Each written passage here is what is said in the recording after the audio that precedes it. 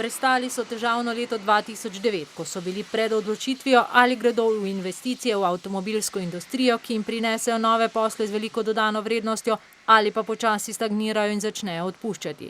Pridobili so naročila v izjemni konkurenci in verjeli, da bodo 11 milijonov evrov vredno investicijo v tehnološko opremo izvedli ob pomoči državnih poroštev.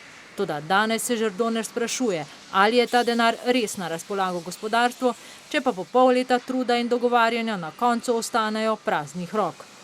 Prvo sporočilo to, da podjetja, ki imajo podobno boniteto kot Mariborska livarna, naj ne prosijo za ta instrument. Tisto drugo sporočilo, ki ga jaz vsem ostalim sporočam, je pa tako, kot podjetja, ki imajo boljšo boniteto kot mi, nikar ne prosite za ta instrument, saj je tako in tako izjemno drag. Zdaj se intenzivno dogovarjajo z dobavitelji, kupci ter bankami. Poti nazaj ni, če hočejo letno dobaviti več kot 40 tisoč kosov v hiši za menjalnike. V bistvu je ta situacija, ki je danes tu, neki shod v sili, omogoča za to, da kupec nima težav, vendar ni optimalna.